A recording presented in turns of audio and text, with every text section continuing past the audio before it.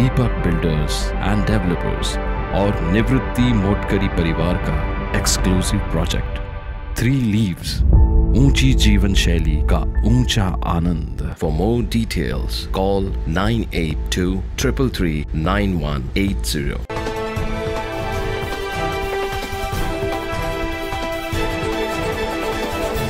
जानेवारी महिना सुरू झाला की येवला शहरातील नागरिकांना वेध लागतात ते 3 दिवस साजरा होणाऱ्या पतंगोत्सवाचे।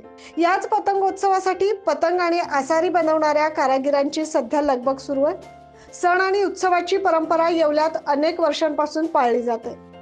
येवलेकरांसाठी खास धूम करण्याचा उत्सव तो म्हणजे मकर संक्रांत आणि हा उत्सव तब्बल 3 दिवस साजरा करतात। 3ही दिवस पतंगोत्सव मोठ्या जल्लोषात साजरा होतो।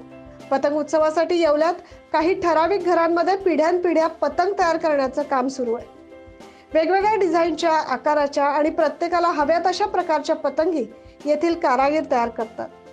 मात्र कोरोनामुळे कच्च्या मालावर परिणाम झाल्याने दिवाळीपूर्वी पतंग तयार करण्याच्या कामाला लागलेल्या कारागिरांना कच्च्या मालाचे दर वाढल्याने यंदा उशीर झाला।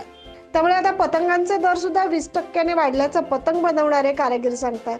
आमच्या आता या वर्षी म्हणजे आहे त्या पद्धतीने धंदा चालू आहे। गिराईक वगैरे सर्व आहे, मागणी पण भरपूर आहे पतंगांना। या व्यवसायामध्ये आता आमची 3री पिढी आहे। त्याच्यामध्ये येवल्याचे पारंपरिक पतंग, कल्लेदार, डोळेदार, खोपडीदार, वोणन खोपडी, सव्वावाला पतंग चालतो।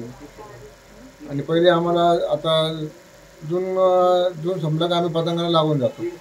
जून ऑगस्टपासून सुरुवात करतो, 6 महिने चालतो आमचं पतंगाची सुरुवात करायसाठी।